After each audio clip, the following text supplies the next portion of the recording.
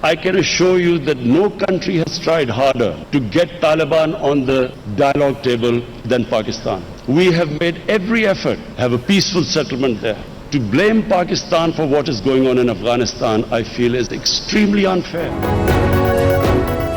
طالبان کو مذاکرات کی میز پر لانے کے لیے ہر ممکن کوشش کی، پاکستان سے زیادہ کسی نے کردار ادا نہیں کیا، ہماری ترجیح افغانستان میں امن ہے۔ وزیر اعظم عمران خان کا central and south Asia conference سے خطاب، کہا ہم نے پرائی جنگ میں 70,000 لاشیں اٹھائیں، معاشی طور پر 150 ارب ڈالرز نقصان کیا۔ افغانستان وسطی اور جنوبی ایشیا کے درمیان پل کا کردار ادا کر سکتا ہے۔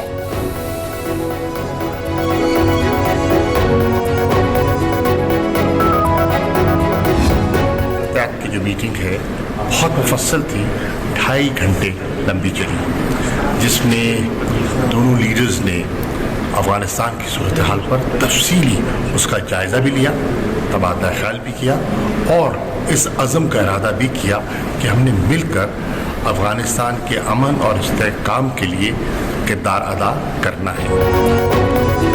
وزیر خارجہ شاہ محمود قریشی کا کہنا ہے کہ پاکستان اور ازبکستان کے درمیان اسٹریٹجک معاہدوں سے تعلقات کے نئے دور کا آغاز ہوگا۔ دونوں ممالک افغانستان میں امن و استحکام کے لیے مل کر کام کریں گے۔ ازبک صدر نے افغان پڑوسی ممالک کے وزرائے خارجہ کی سمٹ کی تجویز کا خیر مقدم کیا۔ فواد چودھری کہتے ہیں تاشقند کانفرنس میں 60 سے زائد ممالک شریک ہوئے، معاشی سرگرمی اور علاقائی روابط سے متعلق گفتگو جاری ہے۔ وزیر اعظم عمران خان کا چینی ہم منصب سے ٹیلی فونک رابطہ، داسو حادثے میں چینی باشندوں کی قیمتی جانوں کے ضیاع پر افسوس کا اظہار کیا، معاملے کی جامع تحقیقات کی یقین دہانی کرائی۔ کہتے ہیں پاکستان میں تمام چینی باشندوں کی مکمل سیکیورٹی حکومت کی اولین ترجیح ہے، دشمن قوتوں کو برادرانہ تعلقات کو نقصان پہنچانے کی ہرگز اجازت نہیں دیں گے۔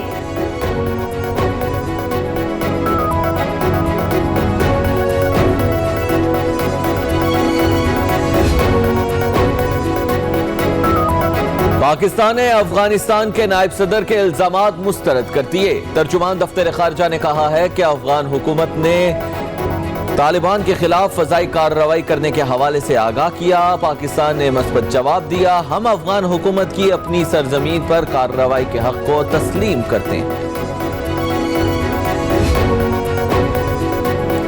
وزیر اعلیٰ پنجاب عثمان بزدار نے کہا ہے کہ سابق حکمرانوں کی غلط پالیسیوں کی وجہ سے معیشت زوال پذیر رہی، ماضی کی حکومتوں نے عوام کے اصل مسائل سے چشم پوشی کی، درست پالیسیوں کی بدولت پاکستان معاشی لحاظ سے ٹیک آف کر چکا، معیشت مضبوط اور کاروباری سرگرمیوں میں تیزی آئی، عمران خان کی قیادت میں عوامی خدمت کا سفر جاری ہے۔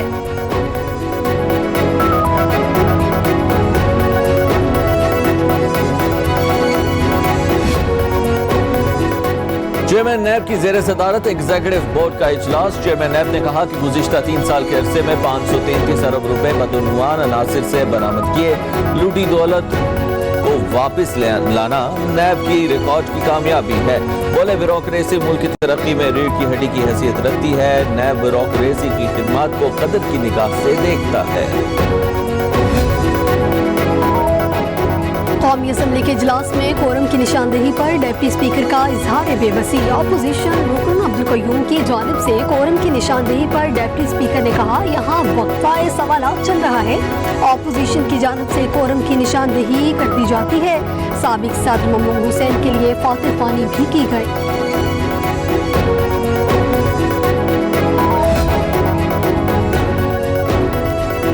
قائد حزب اختلاف شہباز شریف کی پیٹرولیم مصنوعات کی قیمتوں میں اضافے کی شدید مذمت، کہتے ہیں ٹیکس فری بجٹ کی حقیقت قوم کے سامنے آ گئے، نئے پاکستان کا احساس عوام نے دیکھ لیا، تاریخ میں پہلی مرتبہ پیٹرول کی قیمتیں تاریخ کی بلند ترین سطح پر ہیں۔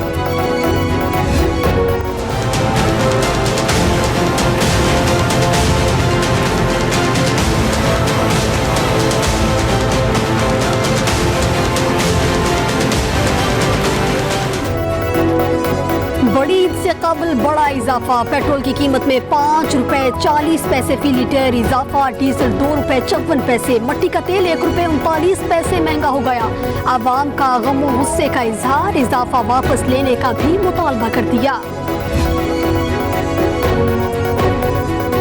مقبوضہ کشمیر کا مقدمہ ہارنے کے بعد عمران خان کی نظریں آزاد کشمیر پر ہیں. سلیکٹڈ سن لیں. الیکشن چوری کرنے کی کوشش کی تو بھاری نقصان اٹھانا پڑے گا. مریم نواز کا پلندری آزاد کشمیر میں جلسے سے خطاب. کہا کشمیری عوام عام انتخابات میں بھرپور حصہ لیں. عید سے پہلے پیٹرول مہنگا کر کے عوام کے خلاف سازش کی جا رہی ہے.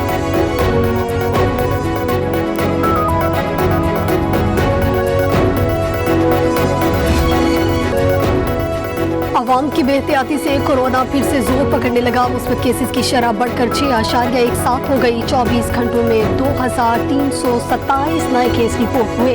مزید 31 افراد جان کی بازی ہار گئے. اموات کی مجموعی تعداد 22,720 تک جا پہنچی. 43,000 سے زائد مریض گھروں اور اسپتالوں میں زیر علاج. 2,000 سے زائد کی حالت تشویشناک. کراچی میں بارش کا برسی کے الیکٹرک کی کارکردگی بھی پانی میں بہہ گئی. شہر کے بیشتر علاقوں میں رات سے بند بجلی تاحال بحال نہ ہو سکی. حکام کا کہنا ہے کہ 1,700 سے زائد فیڈرز سے بجلی فراہمی کی سلسلہ جاری ہے.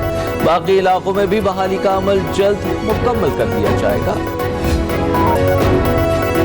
سپریم کورٹ کے حکم کے باوجود بلدیاتی ادارے بحال نہ ہونے کا معاملہ. لاہور ہائی کورٹ میں سابق لارڈ میئر لاہور اور دیگر میئرز کی درخواستوں پر سماعت ہوئی. عدالت نے chief secretaries local secretaries government کو 19 جولائی کو ذاتی طور پر طلب کر لیا.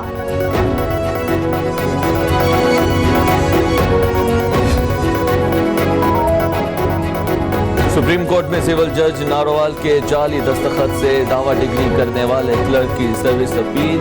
چیف جسٹس گلزار احمد کی سربراہی میں 2 رکنی بینچ نے کیس کی سماعت کی. عدالت نے کلرک محمد یامین کی سروس بحالی سے متعلق اپیل خارج